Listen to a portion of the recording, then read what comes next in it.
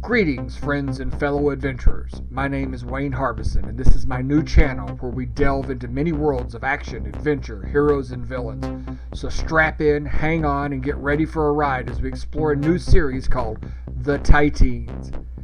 It's set in a fictional pastiche world of capes and cowls, heroic champions, and villains. Today we explore issue 2 of The Titeens entitled The Brawl at the Mall. Listen as we join River Forest for his first day of settling in at the Kane Academy for Ultrahumans. I know this is difficult for you, Mr. Perez told River as they sat in the main office of the Kane Academy for Ultrahumans located in the heart of Titanopolis. The room was a strange mixture of browns and blues that worked surprisingly well together. River was currently sitting on a sofa against one wall, across from a large, comfortable chair where Mr. Perez was sitting. There were pictures of the previous Ultra Teen teams the Academy had fielded on 2 of the walls, giving the place a feel of not only an office, but a place of comfort as well. He was sure that it went a long way in putting the students at ease when they were called in. You've been through a horrible series of events in these past few weeks. I know you're not happy about being sent here, and I know you're not happy about being assigned a legal guardian that you don't know. But it is what it is, and we have to make the best of it. Yes, sir, River told the man. He understood that none of them had a choice in the matter. Well, Perez could have turned down the guardianship, but then the courts would have just picked someone else. So, the first question is whether you wish to live with my wife Karen and I in our apartment on the 2nd floor of the admin building, or if you'd prefer to stay in one of the dorm rooms. River studied the man carefully, wondering which he truly preferred, but Marv Perez was used to dealing with recalcitrant ultrans and knew how to keep his thoughts to himself. Finally, River said, I think the dorm would be the best option. Last thing I want is for people to think I'm a teacher's pet. The red-haired man just nodded. I know you grew up as an only child and aren't used to sharing close quarters with others, he said. I can at least arrange for you to have one of the few singles available for first years. They're usually reserved for students with special needs or dangerous physiologies, but I think we can spare one. There's no use in adding culture shock to the rest of your problems. Not a problem, River. If you require anything, please be sure to let me know what it is, Mr. Perez told him. River considered a snarky response, but decided that the man didn't deserve one. Finally, he said, I guess I just need a list of things I'm going to need for school, and then probably a quick shopping trip might be in order. Mr. Perez nodded and asked, Do you have any money? If not, I can give you some. The courts haven't yet released your monthly stipend from your trust fund, but I can loan you some until then. I can manage, sir, he told the man. He had no intention on telling him exactly how much free cash he had access to. Thanks to some things his parents taught him, he'd been able to squirrel away a very nice cache of hard currency. Of course, there were several drug and human trafficking cartels that were going out of their collective minds over the disappearance of their money. He wasn't going to lose any sleep over that, though. Okay, Mr. Perez told him. I can take you after we get your things dropped off in your room. You'll be in Scott Gray. It's the newest of the 2 dormitories. 5 minutes later, he was looking at what was going to be his home for the next 5 or so years. It was a 12 by 15-foot room with dark hardwood floors and honey-colored wood paneling. A full-size bed sat on one wall and a bureau and a closet on the other. There was a desk and a small bookshelf under the far window and a nightstand beside the bed. He looked around and found an appropriate empty space on the wall, just the right size for what he needed. There are 2 bathrooms, one at each end of the hall. The one on the north end, the way we came from, is the boys'. In there are communal showers, sinks, and toilets. The one on the south is for the girls on this floor. I trust we won't have any difficulties with you staying out of that one, Mr. Perez said with a grin. It's a co-ed floor in a co-ed dorm for teenagers? River asked, surprised. Yeah, Mr. Perez said. We had to double up on the dorms after the Twilight invasion when half the city was demolished. They focused on the school because it posed a threat to their power base, so we got hit pretty hard. The old boys' dorm was destroyed, so we had to double up until after the war. By the time the new dorm was built, it was just easier to stay co-ed. He again smiled, but there was a stern hint behind it. No hanky-panky. Then he pointed down each side of the hall. The resident assistants on the floor are Tammy Jenkins in 19A and Travis Chandler in 2B. They're both seniors and are here to help you settle in. If you need any advice on how the school works or just need someone to talk to, that's what they're there for. A lot of kids get homesick and scared. Feel free to go talk to them. Mr. Perez, there's no cure for my homesickness. I don't have a home or a family to go back to thanks to Wonder Man and Brain Pirate. As for being scared, I try my best to control that. I deal with my fear the best way I know how, River told him. Would you like me to arrange some time for you with a school therapist? Maybe he can help you find good coping skills, the principal suggested. What's the use, River told the man. I'll never get what I've seen, what I've done, and had done to me out of my mind. It's just best to let it be. Still, I think maybe we should schedule some time for you with him. Do what you want, River told him, the resignation clear in his voice. All I know is that I have no more control over my life. If it would make you feel better for me to waste the man's time, then far be it for me to disagree. What I want or don't want doesn't matter anymore. That's not true, River. You're only 13. We can't let you disappear into the city. We have a responsibility for you. He reached out and put a hand on the blond boy's shoulder and frowned. Right now, you're having to do a lot of things you don't want to do, but as you get older, you'll get more freedom, more personal choices. For now, learn to take what victories you can get. It's part of growing up. It's part of becoming a man. It's part of being a hero. So is that what this is about? You're trying to force me to put on spandex and a cape and go out and defend the city? He asked with a mock announcer's voice. Why should I want to do that? Why can't I just use my powers to build my life for myself? Find someone to love, settle down, and have children. Why do I have to put my neck on the line for people who don't give a crap about me? Marv Perez shook his head and said, We're not going to force you to become a hero. Trust me, down that path lies a villain's origin. The way he said it, River got the impression that it was something with which he had some personal experience. But you do have to be here. You do have to function as part of the school. When River started to protest, he held up a hand and said, But you don't have to like it. Hell, you probably shouldn't even like it. But you have to do it. River realized that if he continued to argue, he'd only antagonize the man. Instead, he told him, I will do what you tell me to do. I don't have a choice if I don't want to be hunted down and cut in half by a square-jawed bully with a warped moral compass. But when I turn of legal age, then I will do what I want, when I want, and how I want. On my 18th birthday, I'm walking out of this school a free man, and there's nothing you, Wonder Man, or Dr. George Wolfman can do about it. For now, I'm your prisoner. I hope you come to see your time here as something more than just being a prisoner, River. But I won't push that issue on you. Just get what you need for our trip. If it's okay with you, there's another student who needs to make a trip into town too. We can kill 2 birds with 1 stone. I'll go let her know, and you can meet me in front in 20 minutes. The lower southwest gate is the only gate open on the weekends, so you'll have to take the outside path from there to the front entrance. As you wish, River told him. With that, the man turned and left River to get ready. When River was sure that Mr. Perez was gone, he closed and locked the door and went to the blank section of wall between the bureau and the closet.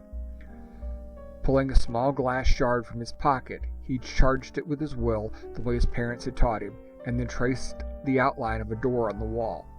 A glowing trail of energy followed his hand, and when he closed off the rectangle, the space between the lines wavered and a hole opened up in reality.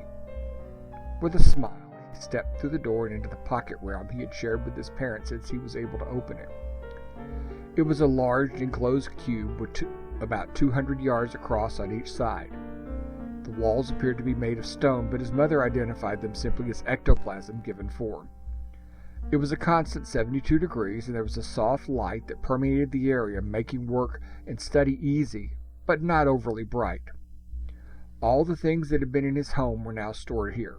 It had taken a lot out of him to sneak back into his house and recover it all, especially the accoutrements in the Magirium. Some of those would have lost their power if moved incorrectly, and would have had to be re-empowered all over again. After all that work, he'd been completely unable to summon enough will for anything but the simplest spells for over a day. He passed by his now disassembled terrariums. There was no way to maintain a consistent power source in the pocket realm to operate the pumps and lights necessary to keep them healthy. He'd been forced to return his specimens to their normal size and release them back into the wild. Certain of his more rare specimens had been suspended and stored in his glass library. Some of those were actually extinct, so he didn't want to take a chance with them. He'd released copies of some of those in the wild, at least the ones that would not have upset their local ecosystems, and stored the rest as patterns in his glass library.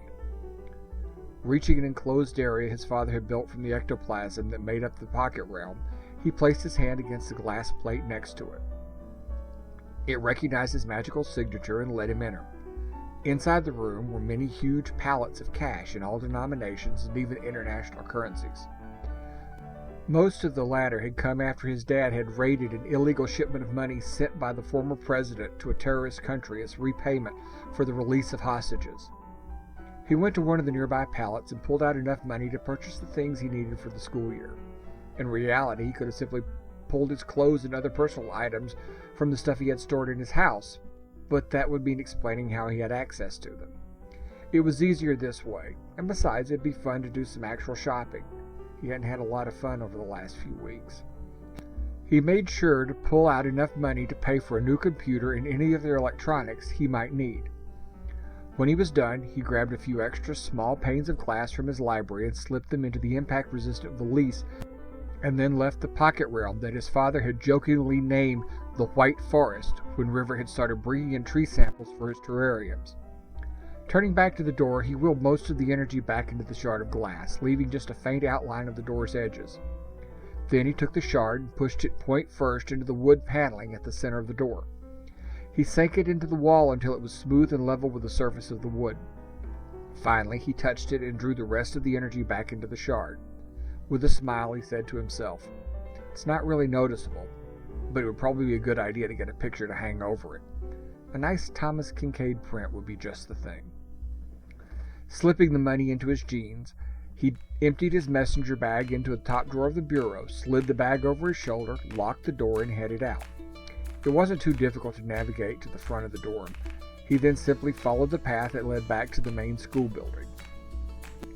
Actually, from the map in his brochure, the Anthony Luther Main Academic Building, or Main as he was told most people called it, consisted of 4 long buildings arranged in a square so that they formed one continuous structure with an open courtyard in the center.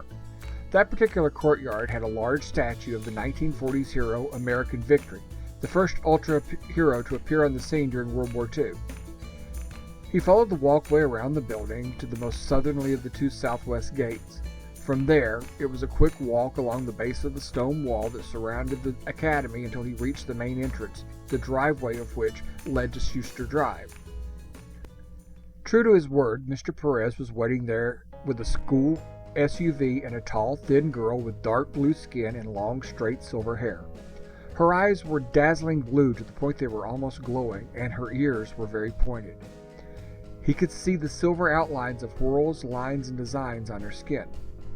"Hello," River said softly. "Hello," she replied in a lilting accent that reminded him a great deal of the Scandinavian languages, with maybe some Irish tossed in.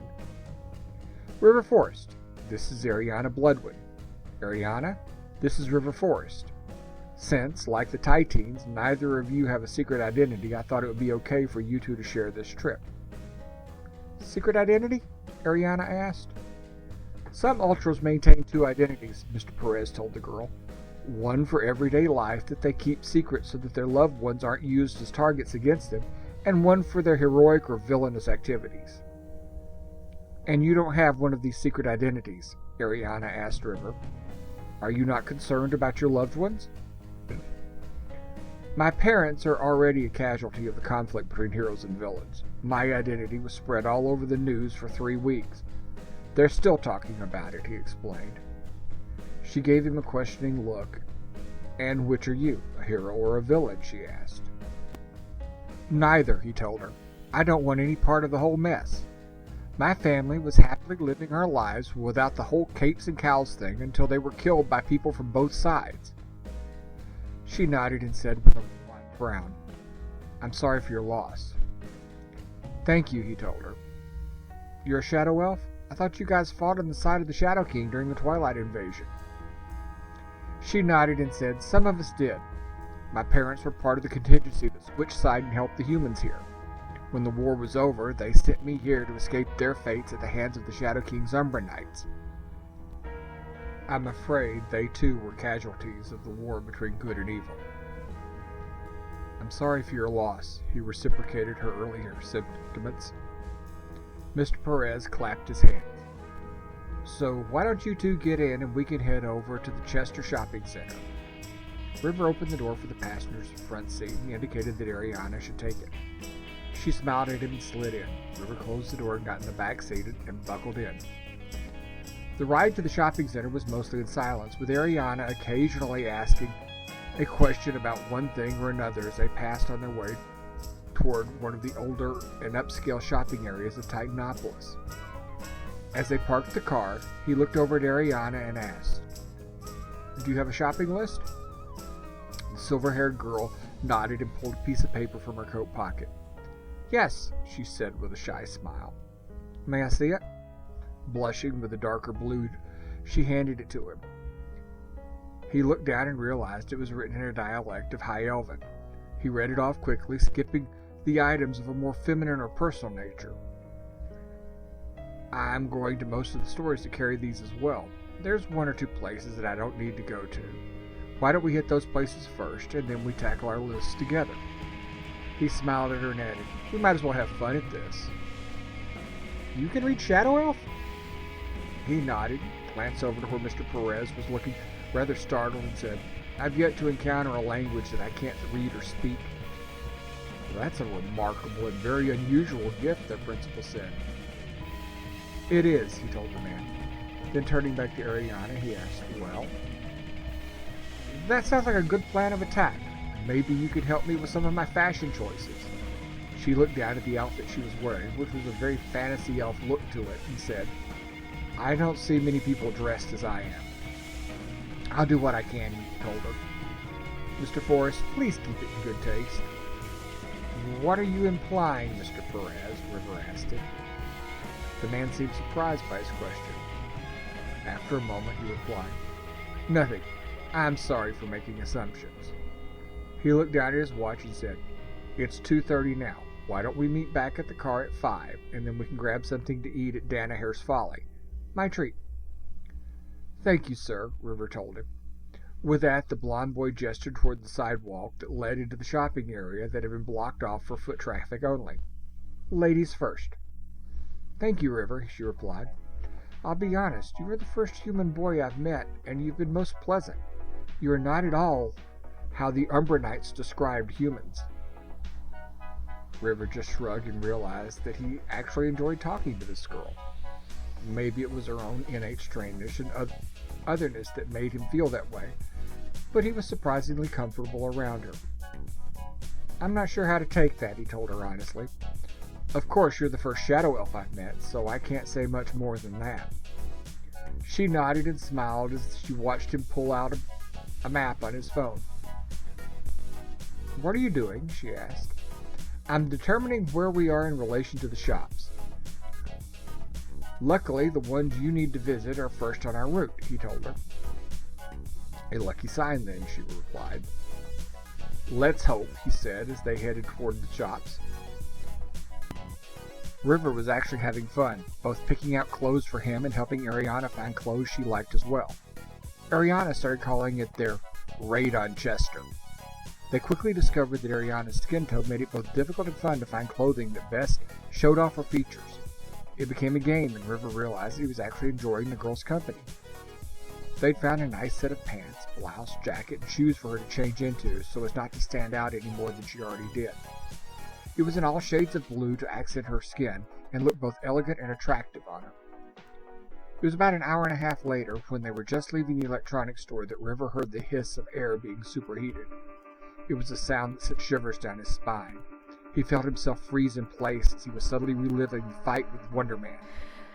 He could smell the asphalt, the concrete, and the trees around him burning as the hero's laser eyes cut through everything they touched. He was trapped in a flashback and felt every blow, every burn that he'd received that horrible day. He could even remember the odor of cooked flesh and realize that it was his mother that was burned. His heart began to race in his chest, and his breathing became fast and shallow. Boom! Something threw him out of the flashback, and he came back to his senses. People were scrambling all around him. There were sirens blaring in the distance, and a wall of scaly brown was rushing toward him. Some small part of his mind noted that it had a broad head, long horns, and a short tail as it flew toward him back first. He scrambled back to get out of its way, but tripped and landed on his butt. Just before it slammed into him, he could see Wonder Man standing in the middle of the street as if he'd just delivered the classic superhero Sunday punch. Whatever it was that hit him was over a ton of mass and moving at a considerable velocity. He was slammed down against the brick walkway and then dragged along for a good 15 feet before the mass on top of him bellowed and scrambled to its feet, stepping on him several times. It was a good thing he was durable as he was, otherwise he'd be a bloody smear on the pavement. Shaking his head, he first glanced down to where his jeans and hoodie were ripped and torn by being dragged along the bricks of the wall. Then he looked up and recognized the face of Longhorn, an anthropomorphic triceratops well known for the massive loss of life and property damage in his rampages. Beyond the dinosaur reject, he could see Wonder Man taking to the air for a follow-up charge, heels of River standing behind the villain. "Oh, hell no," River growled. Then, with no thought to the propriety of exactly where he was grabbing, he picked up the huge bestial combatant and hurled him toward the oncoming Wonder Man. As the two Ultras crashed into each other, a red haze came over River's vision. "What is it with you? Are you so damn determined to kill me that I can't even go out in public? Wasn't killing my parents enough for you?" he screamed at the top of his lungs. Looking around, he could see where people were scrambling for cover. Many were injured, and he could see where Ariana was putting up some kind of shield between the combatants and a father who had evidently been out shopping with his two toddlers. River nodded to her in approval as Wonder Man and Longhorn tumbled back to slide into a small tree and a planter, knocking it over and blocking the door to a high-end clothing shop. As the two began to struggle to their feet, still grappling, River reached into his valise and pulled out a glass pane. Peering through the glass, he got both Wonder Man and Longhorn framed inside its edges, and then poured everything he had into charging the spell. In a wink of an eye, a portal opened up beneath them. When they tumbled through completely, he closed it. Then the wave of exhaustion hit him, scrambling his senses and dropping him to his knees. For long seconds, he knelt there on the ground, just trying to catch his breath. That kind of long-distance portal, especially moving that much mass, took a lot out of him. It wasn't something he could use very often, as it left him nearly immobile for several seconds afterward. Fortunately, his strength returned to him rather quickly. As he slowly regained his feet, a red form suddenly appeared at his side. "Where are Wonder Man and Longhorn? I got here as fast as I could." The man's words came at him in such a rapid clip that it took River a second to decipher what he'd asked. River pointed due east and said, "About 2,000 miles in that direction," he told him. "I'd say they splashed down about halfway to Morocco." "You're that Forrest kid," Racer said, suddenly recognizing him. "What are you doing here?" As his strength returned to him, he looked over at the squad speedster and growled. "Shopping. Is that a crime?" "I was out with a friend buying things I'm going to need for that school you guys forced me into when Wonder Man and Longhorn suddenly showed up. Your so-called hero tried to kill me again by knocking Longhorn into me. I figured they were about to hurt a bunch of innocent folks with their brawl in the mall, so I moved them to somewhere they couldn't hurt anyone." "The middle of the Atlantic?" Red Racer demanded. "Nobody out there but a bunch of fish for them to disturb," River told him. "Wonder Man can fly, and if he's such a great hero, he could drag Longhorn's sorry ass to the Western Sahara and finish slugging it out in the desert there, where it's not likely to hurt anyone else." He looked around to where people were beginning to come out of the shops to see if it was safe to go home. Exactly what made that overgrown buffoon decide to have his battle with Longhorn in the middle of the city? Red Racer winced at the reference to Wonder Man, but said, Longhorn is a force of nature. We go where he goes and try to mitigate the damage. Well, that's not what Wonder Man did. The prick punched him, not caring that I was in the line of fire. What have I done to make me his target? Why is Wonder Man trying to kill me? I don't know, kid. I know he's not targeting you personally. I'd say it's just a case of bad luck. Right, River said sarcastically as Ariana joined him.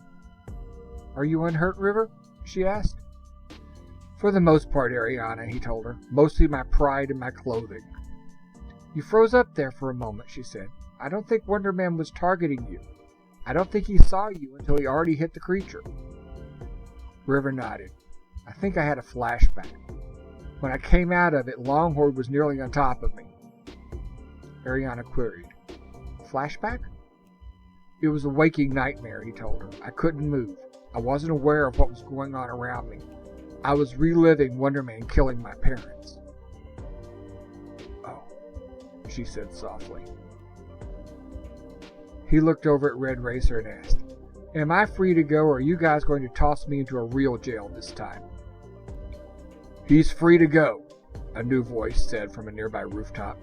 River looked up in time to see Panther leap from the building, do a somersault in midair, grab a lamppost, swing around it, and land in a crouch next to them. He stood up and said, I reviewed the surveillance video. The kid didn't do anything wrong. Red Racer nodded and turned back to River and said with a shrug, You heard the man. You're free to go. So kind, River told him sarcastically. Red Racer started to say something, but the black-clad Panther put a hand on his shoulder and shook his head. I think we may need to find Mr. Perez now, Ariana said, taking River by the arm as she pulled him away. Seemed that life still had some unpleasantness in store for River, and he resigned himself to dealing with it as it came. Thank you for listening to this installment of the Titeens. I expect to drop a third video within a week. In Issue 3, you'll learn more about life at the Kane Academy, and our heroes begin to interact with each other at school. Again, I ask your patience as we begin this journey together. The vocals in this story are maybe a bit rough as I'm experiencing a health issue. Feedback is always welcome, and don't forget to hit the like and subscribe button below so that you can be informed of new content when it's dropped. Thanks again. Until next time, my fellow adventurers, remember to keep your utility belts dry and your cowls clean.